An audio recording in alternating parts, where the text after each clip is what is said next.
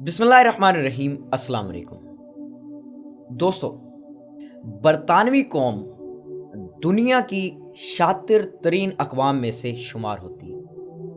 انگریز اپنے منصوبوں کو عملی جامہ پہنانے میں کمال مہارت رکھتے ہیں۔ مٹھی بھر انگریز فوج نے بر صغیر میں موجود دیگر حکمرانوں، بادشاہوں اور راجاؤں کو شکست فاش دے کر تاج برطانیہ کی حکومت قائم کی۔ انہوں نے 100 برس سے زائد عرصہ بر صغیر پر حکمرانی کی۔ برطانیہ ان دنوں اپنی سلطنت کو وسعت دینے کے منصوبوں کو مزید تیز کر رہا تھا۔ دوسری جانب عظیم سلطنت عثمانیہ نااہل بادشاہوں کی غلط طرز حکمرانی کی بھینٹ چڑھتی دکھائی دے رہی تھی۔ وزیروں، مشیروں اور ان تمام عہدیداروں کے غلط مشورے، محلاتی سازشیں، اقتدار کی ہوس، یہ وہ عوامل و اسباب تھے جس کے باعث سلطنت عثمانیہ دن بدن کمزور ہوتی جا رہی تھی۔ 1918 میں جنگ عظیم اول جرمنی اور سلطنت عثمانیہ اتحاد کی شکست پر اختتام پذیر ہوئی۔ برطانیہ نے سلطنت عثمانیہ کے زیر نگیں علاقوں پر قبضہ کرنے کا منصوبہ پہلے سے ہی شروع کر دیا تھا۔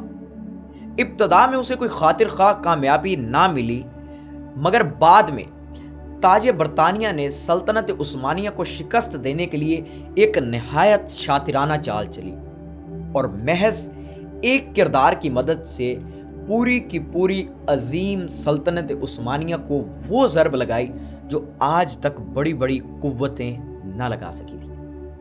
یہ داستان ہے ایک ایسے نوجوان کی کہ جس نے تنے تنہا وہ کام کر دکھایا جسے کئی ممالک کی فوجیں مل کر بھی نہ کر سکی تھی۔ یہ کہانی شروع ہوتی ہے سن 1907 عیسوی سے۔ آکسفورڈ جیزس اسکول میں پڑھنے والا ایک طالب علم تھامس لارنس، یہ لڑکا باقی سٹوڈنٹ سے کافی الگ تھا۔ جہاں باقی لڑکوں کو کھیل کود اور اپنی ہم عمر لڑکیوں میں دلچسپی ہوتی تھی، وہاں اسے دلچسپی تھی تو تاریخ کی ضخیم کتابوں سے۔ یہ اکثر تاریخی کتابیں، بالخصوص وہ کتابیں جن میں صلیبی جنگوں کا تذکرہ ہوتا تھا، بہت شوق سے پڑھا کرتا تھا۔ یہ صلیبی لشکروں کے عروج و زوال اور ان کی غلطیوں اور ناکامیوں پر غور و فکر کرتا اور خود کو ان کی جگہ محسوس کرتا۔ تھامس لارنس کا یہ جنون اس حد تک بڑھا کہ اس نے ان رستوں پر سفر کی ٹھانی جن سے کئی صدیاں قبل صلیبی افواج گزر کر مسلمانوں پر حملہ آور ہوئی تھی۔ وہ مسلمان ممالک کے دوروں پر نکلا۔ یہاں لارنس نے ان قلعوں کی سیر کی جو صلیبی افواج نے تعمیر کیے تھے، اور دوسری تاریخی نوعیت کی عمارات میں بھی مصروف تحقیق رہا۔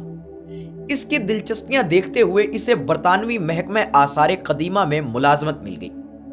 لارنس میں ایک خوبی یہ تھی کہ وہ مقامی زبانیں بڑی آسانی سے سیکھ لیا کرتا تھا اور یہاں کے لوگوں میں ایسے گھل مل جاتا تھا جیسے انہی کا ایک حصہ ہو۔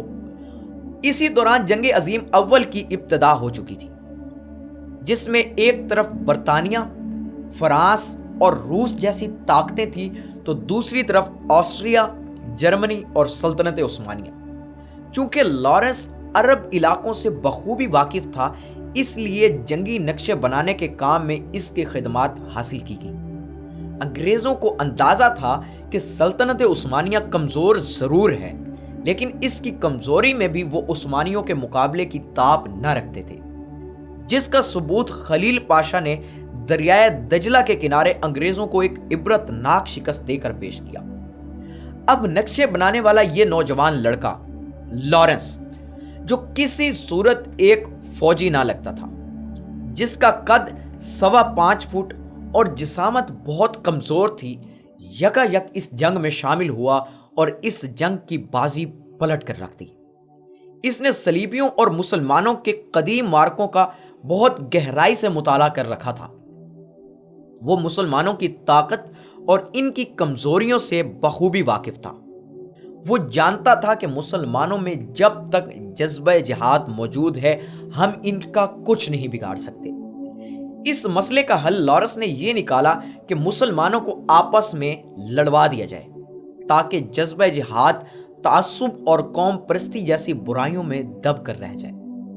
ملک عرب پچھلے 500 سال سے ترکوں کے زیر نگیں تھا کہ جب سلطان سلیم اول نے اسے فتح کر کے سلطنت عثمانیہ کا حصہ بنایا تھا۔ لارنس کی حکمت عملی یہ تھی کہ عربوں کو ترکوں کے خلاف کر کے سلطنت عثمانیہ کو مشرق میں ہی دبوچ لیا جائے اور اسے یورپ کے معاملات میں دراندازی کا موقع ہی نہ مل سکے۔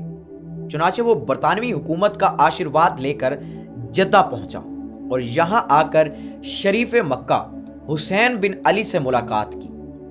شریف مکہ حسین اور اس کے بیٹے فیصل کو لارنس کی طرف سے نہایت سنہرے خواب دکھائے گئے اور ان سے وعدہ کیا گیا کہ ترکوں کے خلاف بغاوت کی کامیابی کے بعد تمام سرزمین عرب پر ایک سلطنت قائم کی جائے گی، جس میں عراق اور شام کے علاوہ فلسطین و اسرائیل کے علاقے بھی شامل کیے جائیں گے۔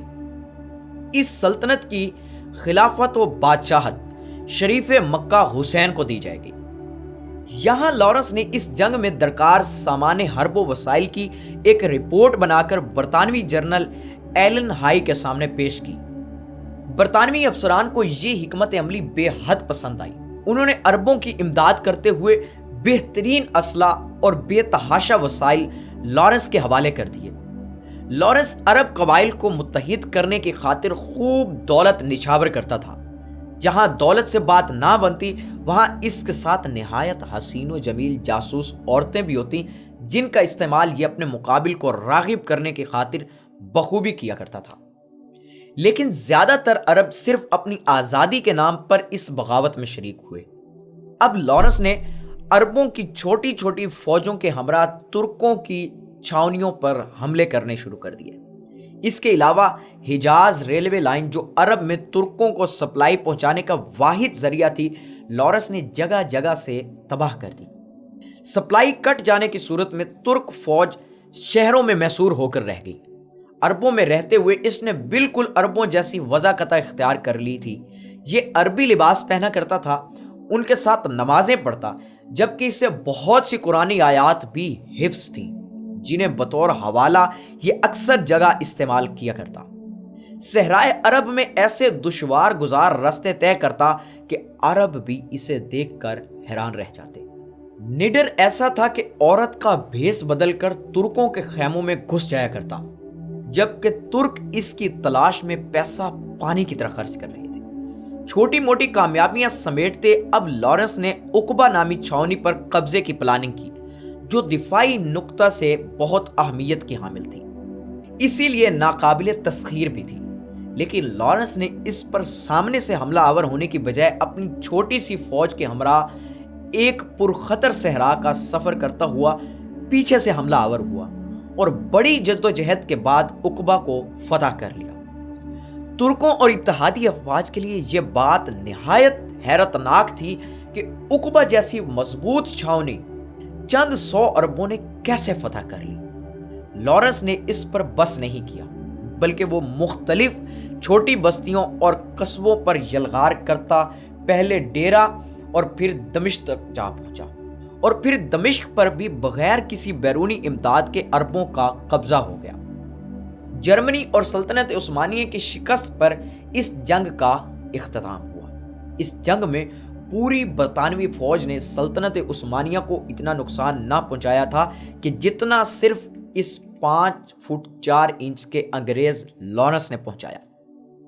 اب وقت آتا ہے وعدہ وفا کرنے کا، جو لارنس کی جانب سے عربوں کے ساتھ کیے گئے تھے، جن میں ایک وسیع و عریض عرب ریاست کا قیام تھا۔ لیکن سلطنت عثمانیہ کے بہترین حصوں کو پہلے ہی روس، برطانیہ اور فرانس آپس میں تقسیم کر چکے تھے، چنانچہ عربوں کو صرف ایک بے آب و گیاہ ریگستانی علاقے کے سوا کچھ نہ مل سکا۔ جنگ عظیم اول کا سب سے بڑا نقصان مسلمانوں کو ہوا کہ جب ایک مستحکم مسلم ریاست کی جگہ مسلمان کئی چھوٹے چھوٹے ٹکڑوں میں بٹ گئے اور آج تک بٹے ہوئے ہیں۔ لارنس آف عربیہ جنگ عظیم کے بعد ایک نامعلوم مہم کے لیے ہندوستان روانہ ہوا، جہاں اس نے کئی دن کراچی میں بھی گزارے۔ اس کے بعد وہ ایک مرتبہ ہانگ کانگ میں نظر آیا، جبکہ ایک مرتبہ چین میں۔ ملازمت سے فارغ ہونے کے بعد اس نے اپنی آپ بیتی پر مشتمل ایک کتاب دانش کے 7 ستون تحریر کی۔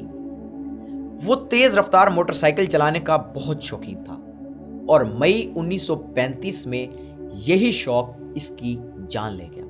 650 سال سے قائم سلطنت عثمانیہ، جس نے کئی عروج و زوال دیکھے، کئی بڑی بڑی فوجیں آئیں اور اس سے ٹکرائیں، لیکن مسلمانوں کی یہ عظیم سلطنت اپنی جگہ بدستور قائم و دائم رہی۔